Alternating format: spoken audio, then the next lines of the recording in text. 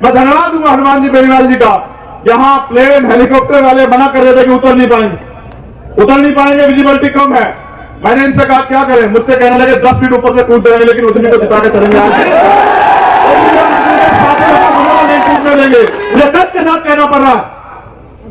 आपके नेता महोदय, आपने वोट देकर नेता महोदय को बनाया जब इस देश में CAA से लागू किया जा रहा था और देश के प्रधानमंत्री और गृह मंत्री बैठ के आपका मजाक उड़ा रहे थे। अगर कोई आपके साथ खड़ा था, आप इतिहास पढ़ के देखो और जानकारी हासिल करो, तो सिर्फ चंद्रशेखर आजाद खड़ा था।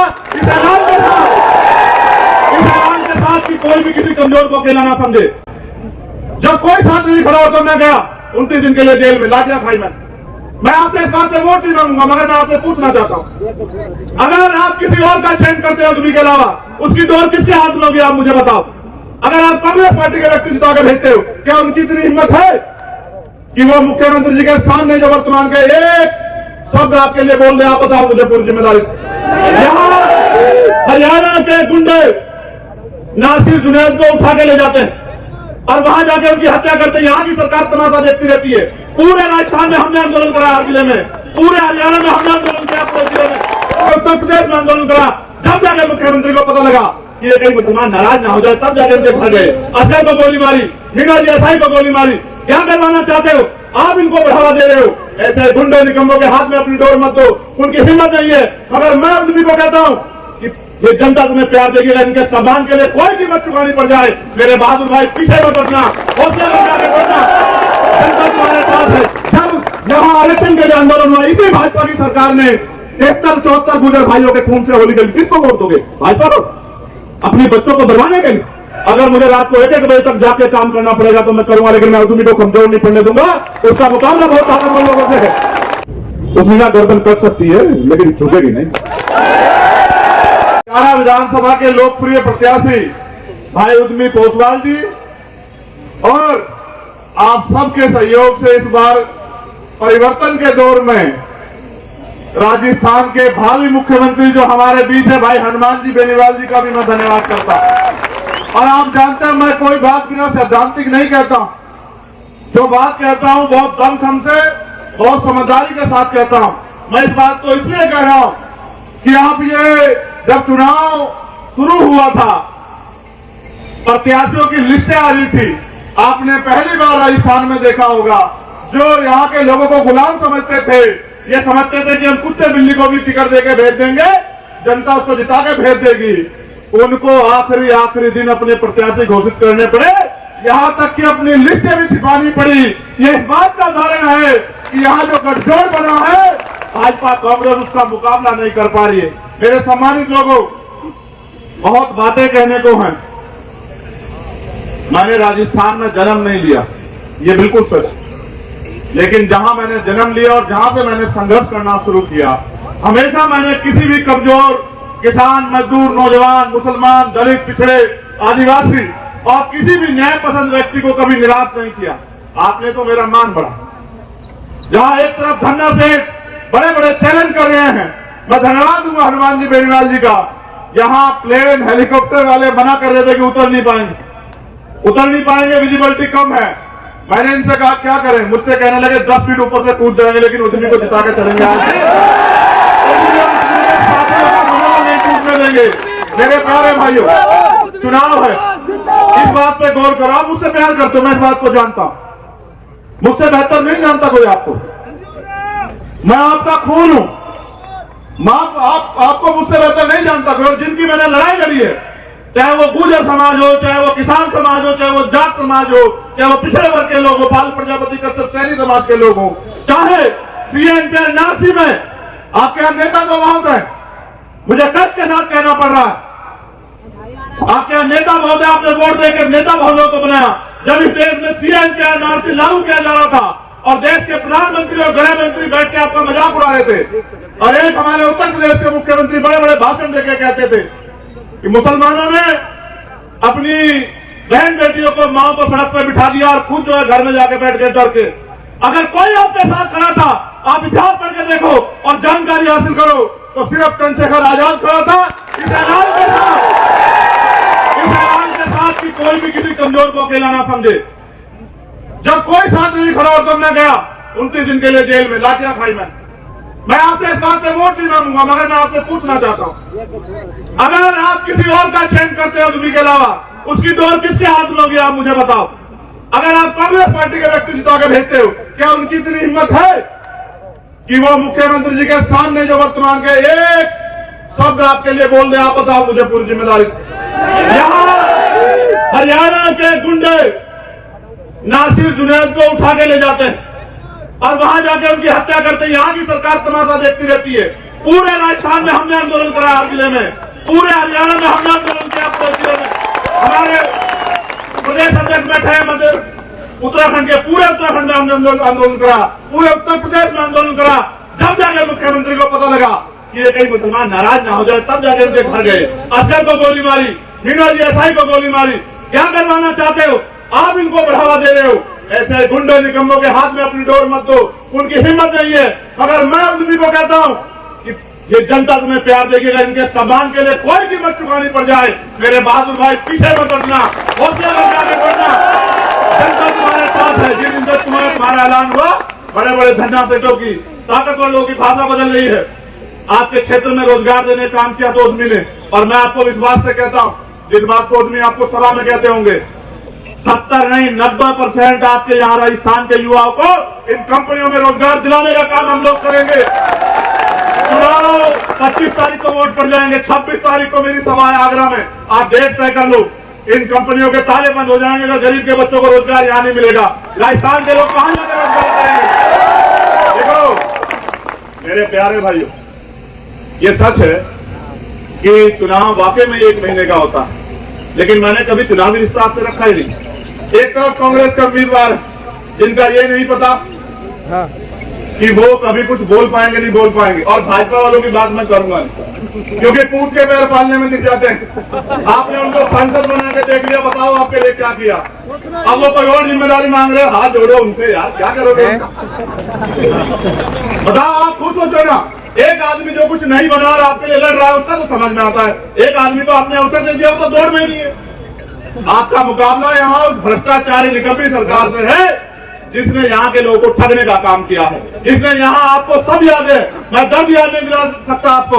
ओम प्रकाश रैगर याद करो, इंद्र मेघवाल याद करो, जितेंद्र मेघवाल याद करो, मेरे लोगों, मेरी पीठ पे पड़ी गोलियों का लाठियों का याद करो। और जब मैं आपकी लड़ाई लड़ने के लिए मैदान में आता हूँ, मेरे ऊपर 4-4 गोलियां चलाई जाती है। कारण क्या है?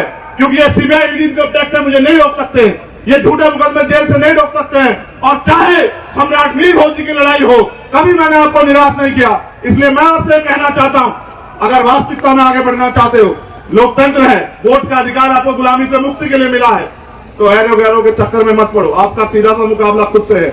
अगर आपने जितनी संख्या में आप जुटे हो, अपनी वोट का प्रयोग और अपने परिवार की वोट का प्रयोग यहाँ के बेटे के लिए किया, तो मैं लिख के देता हूं कि आपका प्रत्याशी 25,000 से जीतेगा। और अगर आपने काम करने का काम किया, अगले 7 दिन उद्यमी को भाई मान के मेरे संघर्ष को याद करके, हनुमान बेनीवाल जी के किसानों की लड़ाई को, नौजवानों की लड़ाई को याद करके अगर आपने 7 दिन काम करने का काम किया, तो उद्यमी पोस्टवाल 50,000 से जीतेगा। इस बात की मैं गारंटी देता हूं। ये राजस्थान में इतिहास सीख देता है। जब 2 अप्रैल 2018 को हम लोग निकले थे और अपने स्टेट बचाने के लिए, आरक्षण बचाने के लिए, तो यही भारतीय जनता पार्टी की सरकार ने हमारी पीठ पे गोलियां चलाई, आप भूलो मत। और जब आज वो हमारे बीच में नहीं है, एक ऐसी शख्सियत जिन्होंने यहां लोगों को लड़ना सिखाया, कर्नल किरोड़ीलाल बैसला जी, आज वो नहीं है, मैं उनको नमन करता हूं। जब यहां आरक्षण के लिए आंदोलन हुआ, इसी भाजपा की सरकार ने 73-74 गुजर भाइयों के खून से होली खेली। किसको वोट दोगे? भाजपा को? अपने बच्चों को बर्बादने के लिए? जब यहां हरियाणा में आरक्षण आंदोलन हुआ, इनमें गोलियां चलाई, 60 से ज्यादा जाट समाज के भाइयों को मारा। अब जो है, जो यहां की सरकार है, 4 बार गया मैं, जब इंद्र मेघवाल की मटकी छूने पर हत्या हुई, 4 बार मुझे पकड़ के वापस भेज दिया। जब सीएचए के बच्चे यहां बैठे होंगे, उनकी लड़ाई लड़ने यहाँ उठा के 4 दिन जेल में भेज दिया। ये लोग तंत्र की बात करते हैं, इनका एक ही मकसद है। जब भाजपा के लोग होते हैं तो कांग्रेस के लोग कहते हैं लुटेरे, जब कांग्रेस के लोग होते हैं तो भाजपा के लोग कहते हैं लुटेरे। आप बताओ, इनमें से किसी ने एक के खिलाफ एक कार्रवाई भी की हो तो आप बताओ। इनका एकमात्र मकसद है, आपकी वोट लो, राज करो और आपके बच्चों को गुलामी की तरफ भेजो, उनके अधिकार छीनो, उनको मजबूर करो। क्या यहाँ उत्तर प्रदेश बनवाना चाहते हो? क्या बनवाना चाहते? आपको फैसला लेना। अगर आपने सही डिसीजन लिया तो उद्यमी पोसवाल आपके बीच का आपका बेटा, कपूगुड़ा का बेटा, तिजारा का बेटा और एक नौजवान नेतृत्व तो आपको राजस्थान में मिलने जा रहा है। समाज की सेवा करेगा 30 साल। और अगर आप उनकी बातों में आ गए, धर्म और जाति के आधार पर चले गए, तो फिर आपको वही झुंझुना मिलेगा जो आपको पिछले लंबे समय से मिलता है। मैं तो आपको जिम्मेदारी से कह रहा हूं, मैंने उद्यमी को भी कहा था और हमारे नेता बैठे रविंद्र कुमार भाटी जी, मैंने उनको भी कहा था, हमारे किसान नेता पुष्पेंद्र चौधरी और हमारे प्रभारी सतपाल चौधरी बैठे हैं कि मैं उद्यमी की सीट के लिए अगर मुझे रात को 1-1 बजे तक जाके काम करना पड़ेगा तो मैं करूंगा, लेकिन मैं उद्यमी को कमजोर नहीं पड़ने दूंगा। उसका मुकाबला बहुत ताकतवर लोगों से है। और मैंने उद्यमी से पूछा कि भाई समाज का भी दबाव आएगा, पैसे का भी दबाव आएगा, तेरे काम भी बंद हो सकते हैं, तेरी जान पे भी आ सकती है। तो मेरा दिल इतना बाग-बाग हुआ एमपी साहब उद्यमी का जवाब सुन के। उसने कहा गर्दन कट सकती है लेकिन झुकेगी नहीं। जब इसने मुझे जवाब दिया तो मैंने कहा कि फिर याद रखना कि वो दिन चले गए गर्दन काटने वाले और कटवाने वाले। ये लोकतंत्र है, रानी का बेटा राजा नहीं बने। राजा वो बनेगा जिसको जनता वोट देगी। और जनता आप जानते हैं, सर्वे आप करा लो और आपको पता लग जाएगा कि हर जाति धर्म का वोट जो है वो उद्यमी के साथ है। फिर बताओ कोई कैसे जीत जाएगा। तो मैं आपको बार बार कहता हूं, मेरे नेता माननीय काशीराम साहब कहा करते थे कि जिनका दल मजबूत होता है उनके अंदर बल होता है, जिनके पास बल होता है उनके द्वारा समस्याओं का हल होता है। आप तय करो। मैंने तो जितनी मुझसे आपने सेवा मांगी थी, अपने दिल पे हाथ रख के बताओ, क्या कभी मैंने आपको निराश किया? कभी मैंने आपको पीठ दिखाई? आज मैं आपको पीठ दिखा सकता हूं जहां मेरी पीठ पे 4 गोली चलाई गई। लेकिन मैंने 3 दिन के बाद मैं भरतपुर में था। गोली लगने के 3 दिन बाद मेरे सब साथी जानते हैं, सद्दाम भाई और सब लोग, भरतपुर में सराती में 7 घंटे बहते खून के साथ आया। और जब मैं स्पीच कर रहा था मेरा खून बह रहा था, लेकिन जब मैं यहां से गया 7 घंटे तब मेरा खून बह रहा था। मुझे डॉक्टर ने कहा कि मरना चाहते हो? मैंने कहा मरूंगा भी और जीऊंगा भी उनके लिए जिन्होंने सम्मान दिया है, और तब तक लड़ता रहूंगा जब तक उनको स्वाभिमान सम्मान की जिंदगी न दिला दूं। बहुत लोग आएंगे आपको बिखराने वाले, गुमराह करने वाले, बंटवारा मत कर देना वोट का। क्या तो मुझ में कोई कमी है तो बता दो, उस कमी को भी पूरा कर दूं। और अगर मुझ में कोई कमी नहीं है, मेरे साथी यहां बैठे हैं, मैं उनको भी ये कहना चाहता हूं इस मंच पे, फिर 7 दिन मेहनत करो जैसे मैं मेहनत कर रहा हूं। और देखो, आखिरी बात जो आपको बता रहा हूं, राजनीति में बैलेंस ऑफ पावर होता है। आप सर्वे करा लो, किसी मीडिया वाले को पूछ लो, बहुत सारे समाजिक मीडिया के लोग खड़े हैं। 60 सीटें ऐसी हैं जिन पे हमारा त्रिकोणीय मुकाबला है भाजपा और कांग्रेस से। और सोचो, आप सबके आशीर्वाद से, क्योंकि जनता सबसे बड़ी ताकत है, अगर हमारे जो विधायक जीत के आएंगे तो मीडिया के लोग बार बार पूछते हैं कि भाई आप किसकी मदद करोगे, कांग्रेस की या भाजपा की? तो हमने कहा भाई इनकी मदद तो जनता ने बहुत कर दी, जब जनता ने नकार दिया तो हम इनकी क्या मदद करें। अब तो हम अपना बनाने की तरफ चलेंगे। हम पे नेता भी है और हम पे काम करने वाले सिपाही भी है। हम मिलके कहेंगे आओ, अगर किसी को रोकना चाहते हो तो हमारे आदमी को बनाओ मुख्यमंत्री, क्योंकि जब कलम की ताकत इनके हाथ में होगी तो राजस्थान में किसी बहन बेटी के साथ अन्याय नहीं होगा, धर्म जाति के आधार पर किसी का अपमान नहीं होगा और कोई भेदभाव नहीं होगा, मिलेगी। और मैं धन्यवाद दूंगा नू की, यहां बराबर मैं दूंगा, मैं ये जो मेवात के जो लोग हैं उनको, कि जो प्रशिक्षण मुजफ्फरनगर में उन्होंने किया था, जिससे वो सत्ता में आए, उन्होंने आप क्या करने का काम किया।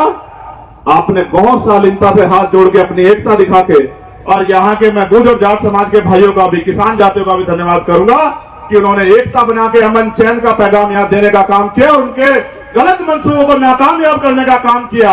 इसी संदेश को आगे बढ़ा के 25 तारीख को जब आप वोट डालने जाएं तो अपने कीमती वोट को किसको दोगे? वोट बताओ। उद्यमी को दोगे आप मुझे दोगे? बताओ। मैं स्पष्ट कर दूं, उद्यमी को जो वोट पड़ेगी उसकी ताकत मुझे मिलने वाली है, समझते हो? और उद्यमी का भाई हूं मैं, उद्यमी के साथ खड़ा हूं आज भी, और जब तक जीवन है तब तक जिम्मेदारी से लड़ूंगा, ताकत से लड़ूंगा। और एक नहीं है, अभी तो 1 और 11 है। हमारे नेता बैठे रविंद्र कुमार भाटी जी, 1 और 11 और 1 और 11 नहीं, 101 है, 111 है, और सब पे भारी पड़ने वाले हैं। राजस्थान का में एक ऐसा उज्जवल भविष्य तैयार होगा जिससे जनता की सेवा होगी। अभी तो ठगे गए, लूटे गए, पेपर लीक बसों में बैठ के होते हैं, गरीबों के बच्चे पढ़ लिख के सड़कों पे घूम रहे हैं और विधायक मंत्री जी के बच्चे जो हैं वो नौकरियां कर रहे हैं, राज कर रहे हैं। खूब धंधा चल रहा है बिजली माफियाओं का और लाठियां खाते हैं किसान। इसलिए कह रहा हूं इस बार मत होना परेशान और अपनी कीमती वोट को देके केतली के निशान पर और ताकत मजबूत कर देना आजाद समाज पार्टी राष्ट्रीय लोकतांत्रिक पार्टी की और गठबंधन का झंडा गाड़ देना और फिर ये देखना कैसे आपके जीवन में परिवर्तन होता है। किसी की बातों में मत आना, बिल्कुल मत आना। मैं अपने सम्मानित लोगों से कह रहा हूं, वो आएंगे आपके बीच और बंटवारे की बात करेंगे। आप बताओ, हम लोग बंटवारे से आगे बढ़ सकते हैं या मिलजुल के आगे बढ़ सकते हैं? आप बताओ, जोर से बताओ, दोनों हाथ उठा, कैसे बढ़ सकते हैं आगे? और जोर से बताओ, आवाज कम है मेरी ज्यादा है, समय ज्यादा हो गया है और खाना भी आपने पता नहीं खाया नहीं खाया। मैं इस बार के खाने के लिए आपके बच्चों के भविष्य का इंतजाम करने के लिए आया हूं। बहुत बहुत धन्यवाद। जय भीम, जय भारत, जय मंडल, जय जोहार, जय संविधान। नमस्कार, सलाम, आप सबको आदाब।